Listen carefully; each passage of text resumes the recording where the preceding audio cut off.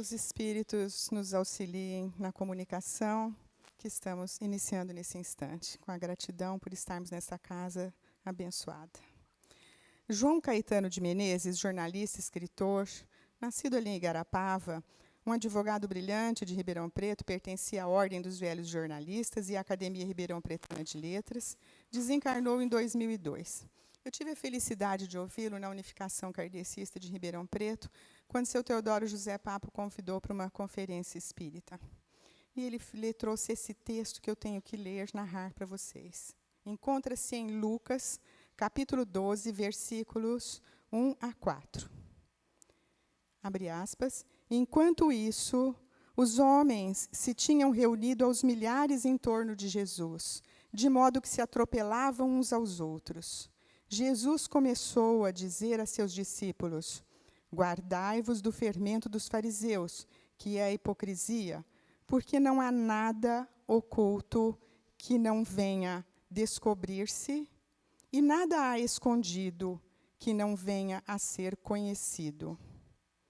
E nada há, portanto, escondido que não venha a ser conhecido, pois o que disseres às escuras será dito à luz, e o que falastes ao ouvido, no gabinete, será publicado de cima dos telhados.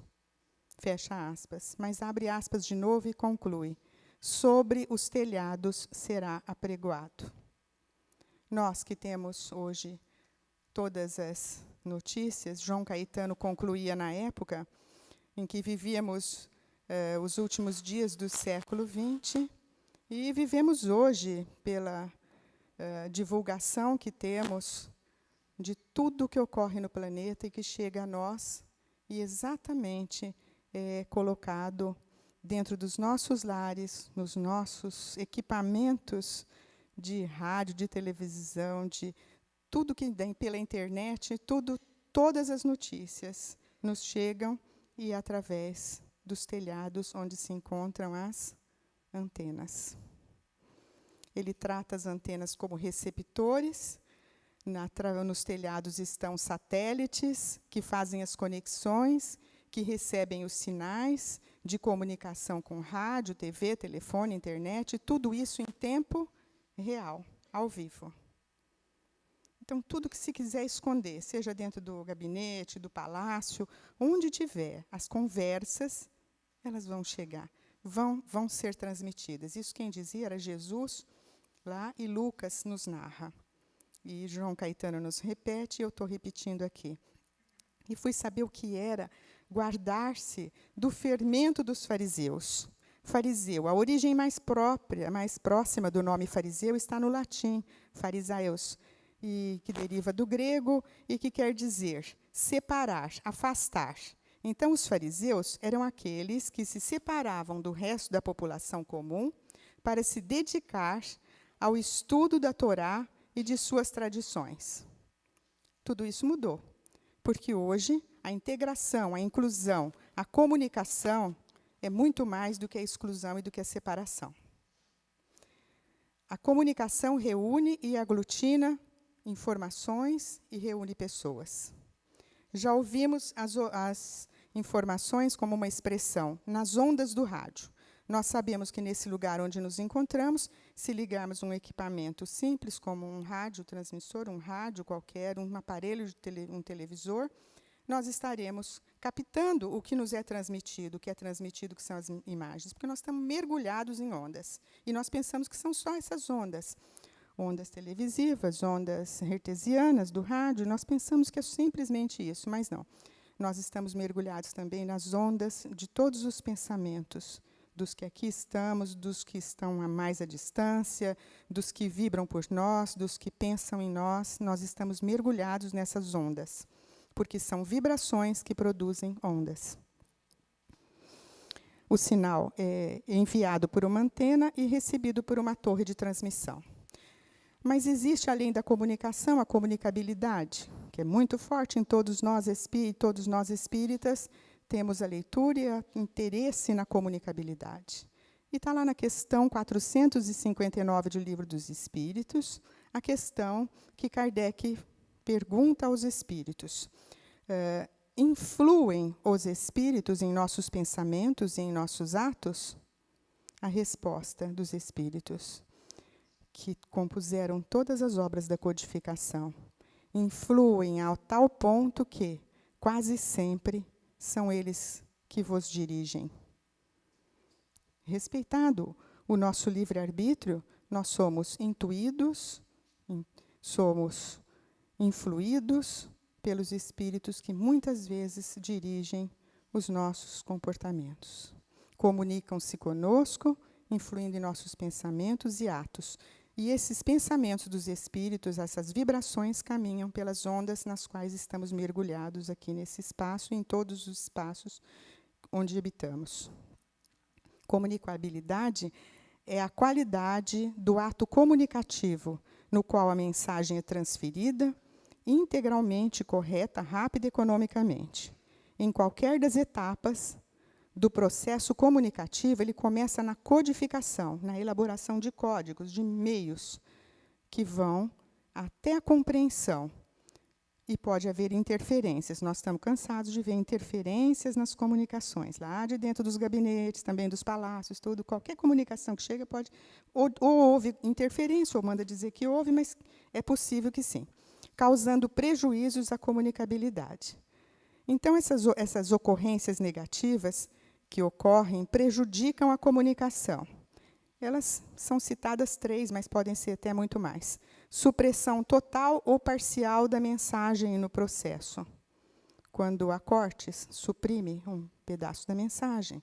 A deformação da mensagem, nós estamos vendo uma mensagem na televisão e hoje quase que não ocorre mais isso. Até ocorre, porque hoje eles dizem que são as tempestades solares que mandam defeitos para nós recebermos o sinal de televisão. Mas chuviscos na televisão. Antigamente, quem é mais do meu tempo aqui vai saber bem disso. Ligava um televisor Jesus. Ouvia ou ouvia. Ver e ouvir era coisa rara, né? Porque havia aqueles chamados... Era chuvisco que chamava?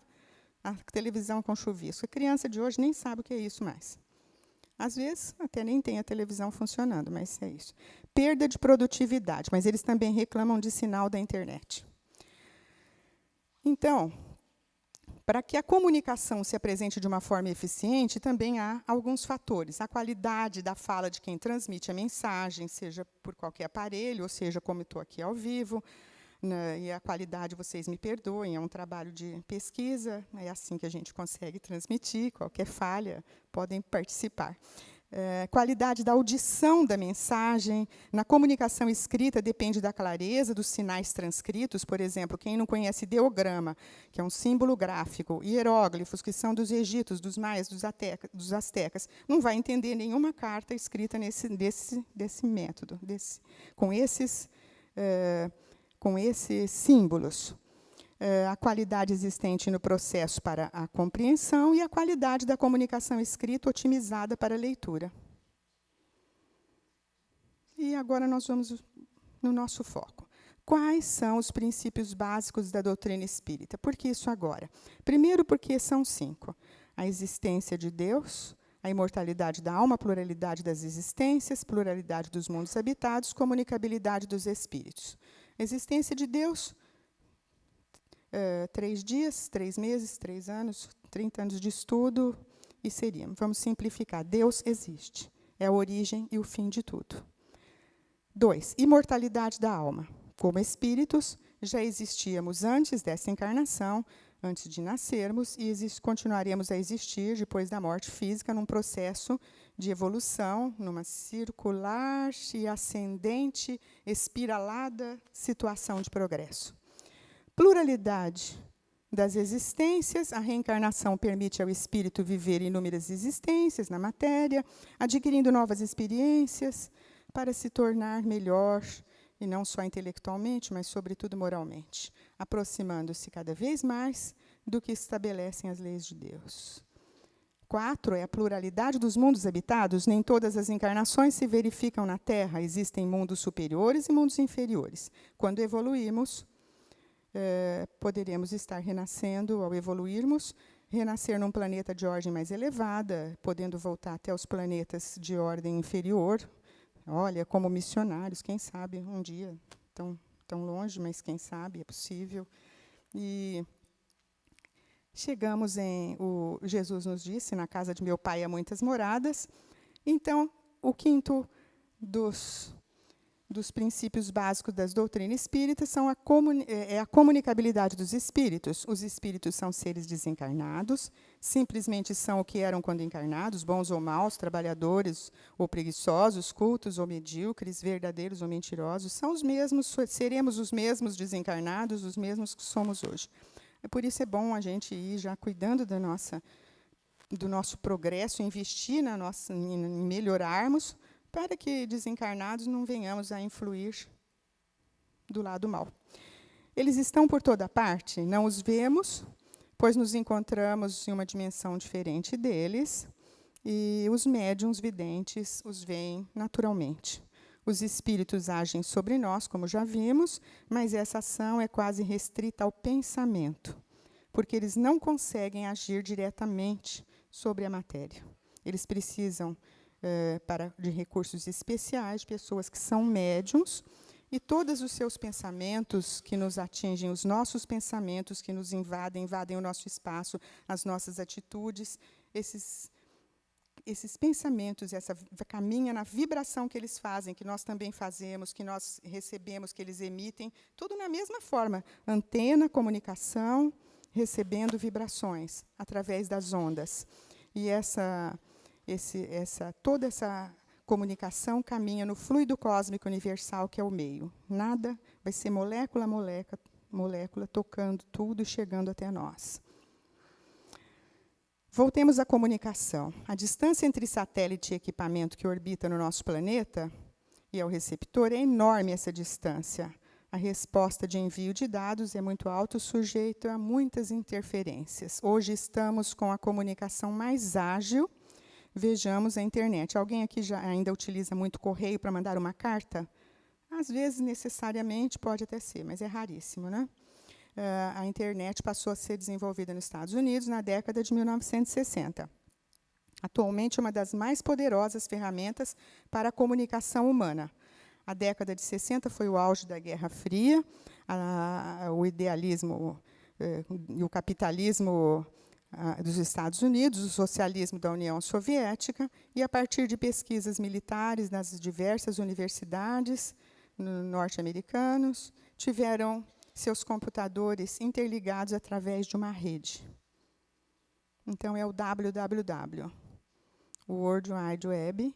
E alguém sabe o que significa esse www? Todo mundo consulta, mas já está até caracterizado lá, né? Rede, que quer dizer teia em todo mundo, ou teia do tamanho do mundo, é uma teia. Todo mundo está envolto nessa teia, e tudo isso corre por isso. E corre tudo isso no universo, aqui na Terra, e corre como também acontece a comunicação, nós, espíritos, que transita no fluido cósmico universal. Então, é possível conectar todo mundo como se fosse uma teia. A internet nasceu como uma rede fechada, nos anos de 60, era o ARPANET, e depois criou um sistema que ganhou característica conhecida como hoje, o www, desenvolvido pelo inglês, um físico, Tim Berners-Lee, nos laboratórios da Organização Europeia, estabeleceu uma linguagem padrão. Olha a linguagem voltando. A comunicação e a comunicabilidade exigem uma linguagem. Sendo ela padrão, todos que têm acesso, terão acesso, irão entender a mensagem transmitida. Essa linguagem padrão facilita a circulação de dados na rede, permitindo que qualquer computador, em qualquer lugar do planeta, tenha acesso ao mundo virtual. E o Brasil? Entrou na rede em 1989, né? Ministério da Ciência e Tecnologia, e descobriram que isso seria muito útil. Em 1995, o governo vai dar um passo comercial, implantando a internet em larga escala em nosso país, e, a partir daí, as portas da rede começaram a ser abertas em todo o Brasil. Mas antes da internet e dessa comunicação, hoje o WhatsApp, todo mundo se comunica de qualquer maneira, esteja onde estiver. É muito interessante isso, muito confortável, inclusive, quando não é muito preocupante, porque tudo isso exige de todos nós o livre-arbítrio, a consciência e a inteligência, a escolha, a busca, a pesquisa, a consciência de caminhos, de escolhas mesmo. Antes disso, qual era um aparelho que trazia comunicação às cartas? Porque correio nós já não estamos indo lá há muito tempo levar cartas. Estive outro dia, é muito interessante. O correio era um espaço superlotado, não é isso? Superlotado. Vão ao correio hoje. Tem senha para pegar, nem precisa. Então, e tem muito ainda, despacha-se muita mercadoria e recebe-se muita mercadoria, sendo que as encomendas são feitas por onde? Pela internet. Né? Então, chegam pelo correio. Claro que tudo é utilizado e útil, inclusive já tiveram problemas com isso. Era o facsímile, lembram-se do fax? Do latim, facsímile, quer dizer fazer igual. Colocava um documento aqui num aparelho ligado a um telefone, ele ia chegar no destino idêntico que imprimia do lado de lá aquilo que você passou. Que coisa linda, maravilhosa. Né? Hoje é ultrapassado também arcaico, porque difícil, você tem ainda um fax? Em alguns lugares ainda tem. Eu fiquei sabendo, uma senhora falou assim, não, para fazer pedidos, compras, encomendas, a gente usa muito ainda o fax. Mas pouquíssima gente usa o fax, porque usaria também a internet. E antes de fax, está lá o telefone. O telefone, a invenção telefone foi patenteada em 7 de março de 1876. E, nesse dia, foi feita uma transmissão elétrica. Quem foi que inventou o telefone? Alguém quer arriscar a memória? Alexander Graham Bell. Ele inventa o telefone. Pois é, pensaram que era ele. Mas nos Estados Unidos foi reconhecido, e numa resolução, em junho de 2002, reconheceram que o aparelho foi inventado realmente. Alguém sabia essa informação? Na Itália, em 1860, quer dizer que foram 1876, 1860, um pouco antes. Por Antonio Meucci. Claro que, para falar, qualquer italiano, né, falaria muito mais do que em qualquer outra, né, nacionalidade. A mulher dele ele trabalhava numa empresa que ficava no térreo de um prédio, e a mulher dele, né, doente, ficava em cima, num andar superior. Então, para que se comunicasse com ela, sem que ela precisasse gritar muito com ele criou o telefone, e já foi reconhecido isso nos Estados Unidos. Foi chamado de telégrafo falante. Meucci. Italiano, né, Raquel? Italiano, né? Vai isso que é uma maravilha. O laboratório dele ficava, então, no térreo, e, no Brasil, nós fomos ter os primeiros telefones instalados no Rio de Janeiro. Em 1883, a cidade contava com 5 centrais telefônicas, no Rio de Janeiro. Algumas devem estar funcionando até hoje. E cada uma com capacidade para 1000 linhas. E a primeira ligação interurbana no Brasil foi entre Rio e Petrópolis. Claro que o imperador ficava passando a temporada dele em Petrópolis, ele estava no Rio de Janeiro, precisava se comunicar. Então, por isso teve. Campinas foi a 3ª cidade do mundo a ter uma linha telefônica, logo depois de Chicago e o Rio de Janeiro. Antes disso aí, telefone, veio o telégrafo e o telex. Era uma rede mundial também, com planos interessantes. Os terminais pareciam estar funcionando como máquinas que recebiam mensagens, entregavam, e funcionando como fax ou como e-mail hoje. A gente lembra dos navios utilizando muito um sinal. Eles mandavam um sinal, que era um sinal com tempo e toques. Alguém lembra o sinal que era transmitido num navio em perigo? É um sinal muito claro, muito... O SOS. SOS era transmitido. Era socorro, pedido de socorro. Um sistema de comunicação que envolve envio de documentos, cartas, é o correio.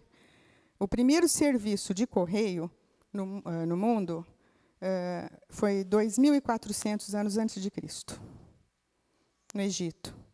Os faraós já usavam um serviço que é identificado como correio. Mandavam documentos para todo o território e pegavam assim, alguma declaração, não sei se assinatura daquele jeito, mas como recebiam. No Rio de Janeiro, nós tivemos o Correio também em 1931, e depois, hoje, em 1969, como é hoje a empresa de Correios e Telégrafos, como ela é hoje. O correio simplesmente significa uma carta ou um telegrama. Enfim, antes do correio, as pessoas se comunicavam à distância, se comunicavam, porque se comunicar próximo, às vezes brigam, mas ainda tentam se comunicar. Se comunicavam. Havia sinal sonoro de tambores. Os tambores utilizados em várias ocasiões, comunicando às outras comunidades vizinhas e próximas, ou quem pudesse ouvir, era para avisar sobre funerais, reuniões, casamentos, festividades. E antes do sinal de tambor, que era fora, extra a terra, havia os sinais no solo, sinais de sons no solo. Isso por sons produzidos, comunicavam porque sabiam, colocando o ouvido no chão, se havia proximidade de animais, de exércitos. E, enfim, nós estamos acompanhando, voltando num tempo que o homem sempre quis e conseguiu se comunicar. E os sinais de fumaça? Alguém tem ideia também de onde que mais aconteciam os sinais de fumaça? Eram com quem? Tribos, você falou? De índios. De que nacionalidade? Pois é, os americanos eram os índios que menos usavam o sinal de fumaça. É Hollywood que lançou isso. Mas os que mais usaram os sinais de fumaça foram os nativos de Cuba, da Austrália e do Brasil. Então, eles usavam esses sinais, fazendo aquela pequena fogueira, usando uma capa que eles abanavam, com grandes ou pequenos tufos de fumaça, que tinha a linguagem combinada entre eles. Houve uma pesquisa do historiador Leonardo Bruguier, nos Estados Unidos, em Dakota do Sul, que o problema dos índios americanos é que os soldados, o exército americano, sabia tudo o que eles faziam com isso, então isso não significava proteção para eles, para os índios. Mas o cinema foi forte, uma grande comunicação também, né? Porque nos passou a ideia, né, dos faroestes e dos índios americanos que eles usavam muito. Mas aí, tirando a linguagem do som, do chão, dos tambores, da linguagem do sinal de fumaça, o que nós temos? O relógio é um sinal também aqui. Uma outra linguagem. Quando nada disso funcionava, existe a linguagem corporal. Quem está pensando nesse momento em Roma, no Coliseu, no Circo Romano, os gladiadores? O que nós estamos vendo lá? Quando nós víamos esse sinal após uma luta, quando nós víamos esse sinal, alguém sabe até hoje o que quer dizer isso? O povo dizia para o imperador que daria uma ordem para matar. Ou assim, não mata não. Né?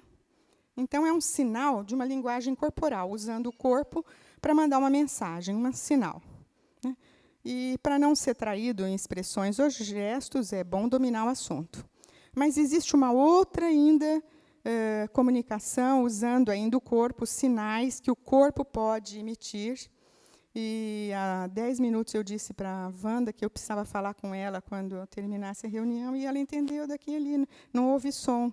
E ela entendeu, então eu me comuniquei, ela se comunicou comigo. As pessoas portadoras de deficiência auditiva têm uma comunicação estabelecida.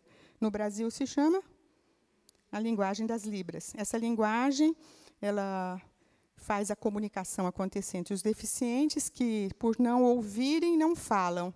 Então, tem que se comunicar de alguma maneira. E hoje tem tanta coisa resolvendo o problema para ver cirurgias, tudo para implantar aparelhos que vão fazer esses deficientes auditivos conseguirem se comunicar. Essa linguagem dos sinais ela é utilizada até para animais. Existe experiência de chimpanzés que têm 30 ou 40, não da Libras, que é brasileira, mas da outra comunicação de sinais.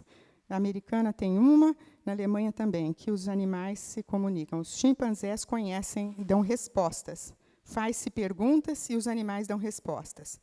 Mas os animais se comunicam? Vocês acham que os animais se comunicam? com eles e conosco, entre eles e conosco. Eu, quando criança, adoraria saber a linguagem das formigas. Eu achava aquilo, a trilha das formigas lindas, mas está aí. São sinais acústicos, eu vou falar dois. Os elefantes têm um som emitido em todas as direções. E as vacas se comunicam com suas crias, chamam, avisam, oferecem o leite. E é tudo registrado por pesquisa. Mas tem uma coisa também interessante, que são os cupins. Os cupins africanos, eles têm uma colônia e eles protegem essa colônia dando cabeçadas no solo. Eles estão dentro daquela, como chama aquilo? A montanhazinha deles de cupim. Montanhazinha? Hã? O cupinzeiro, lógico, ele bate lá com a cabeça e avisa a colônia que vem vindo predadores, que vem vindo gente, que vem vindo perigo. E o grupo da uma universidade da Alemanha instalou câmeras, dispositivos para se ouvir e constatou essas cabeçadas. Muita quantidade de cabeçada avisando. É uma comunicação, troca de informação, que é isso. E nós estamos agora nos animais, tudo já se comunicou. Vocês estão percebendo a linha traçada, não filosoficamente, mas tecnicamente, de tudo que se comunica no planeta. E os vegetais? Comunicar-se-iam os vegetais? Comunicar é tocar o que temos em comum. Na natureza, a comunicação é de importância fundamental. E os vegetais se comunicam num fenômeno chamado anemocória, dispersão das sementes pelo vento, ou autocória, dispersão da planta por ela mesma, a mamona, por exemplo. Temos muito em comum com minerais e vegetais. Os minerais também se comunicam, e nós nos comunicamos. Existe um trabalho do professor, um japonês, Masaru Emoto, as moléculas da água. Quem já ouviu falar sobre isso? A influência das moléculas da água. Se as moléculas se modificam conforme um som, uma imagem, uma fala, um chamado, é porque elas também se comunicam conosco. Os minerais são formados no nosso planeta, tudo isso porque o Espírito atravessou todos esses reinos da natureza. E por que não nos comunicaríamos aqui agora? Né? Em um sistema de comunicação, o transmissor recebe a mensagem, decodifica um sinal e codifica uma mensagem. Aí nós chegamos porque Allan Kardec, o professor Rivail, não escreveu, não ditou, ele codificou o Espiritismo, pegou códigos dos primeiros métodos mais difíceis de comunicação e transformou nos 5 livros básicos da doutrina espírita, o Pentateuco kardeciano, que nos traz toda a ordem, a organização do mundo espírita, dos espíritos e de tudo que é possível. E a comunicação dos encarnados com os espíritos é das notícias mais importantes que foram codificadas, uma vez que sempre, em toda a humanidade, já se soube que os espíritos não estavam inertes, descansando após o desencarne e no descanso eterno, mas sim nos auxiliando, trabalhando conosco, nos auxiliando na nossa evolução. Então, e por que será que, depois de tudo que vimos em termos de comunicação, em todos os equipamentos utilizados, de toda a tecnologia usada para que ocorresse a comunicação entre humanos, até entre todos os reinos da natureza. Por quê? Após um desencarne, haveria o silêncio. Não existiria a comunicação. Então, essa comunicabilidade fortíssima, através da mediunidade, não precisamos ficar procurando comunicações tão altas, tão fortes, tão importantes de nossos familiares desencarnados, mas vamos ouvir no silêncio da nossa oração, aquela comunicação, intuição, sentimento, vibração, né? Ondas que atravessam e que nos faz sentir sempre muito amparados e protegidos. A mediunidade é uma capacidade de quase a totalidade das pessoas, e um relacionamento só se sustenta se houver alguma forma de comunicação. Pode haver através de palavras, gestos, olhos, intenções. E qual é a intenção da natureza na comunicação? Os resíduos da natureza são biodegradáveis, enquanto que os resíduos produzidos pelos seres humanos geram cada vez mais desequilíbrio no planeta. Então, nós precisamos ter a intenção da comunicação, aceitar os recados que nos mandam, tudo ao nosso redor, todos ao nosso redor. Não é redor, porque senão estaríamos no centro, mas todos que estão conosco nessa caminhada evolutiva. Talvez o nosso entendimento comece por descobrir o que temos em comum e como poderemos integrar de novo a natureza. A comunicação mais importante, ligados pela natureza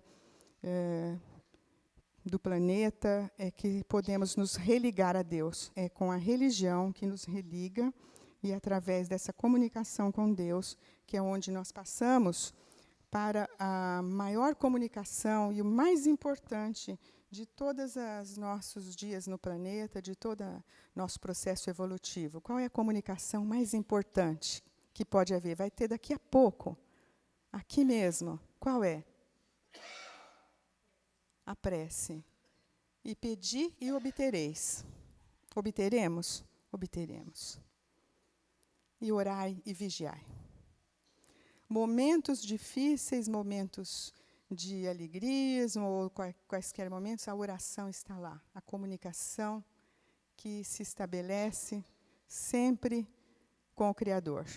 Que os nossos pensamentos unidos, que as nossas vibrações produzam as melhores ondas vibratórias e nos mantenham na busca do que é estarmos na caminhada para sermos melhores amanhã, daqui a pouco, sempre. Muito obrigada.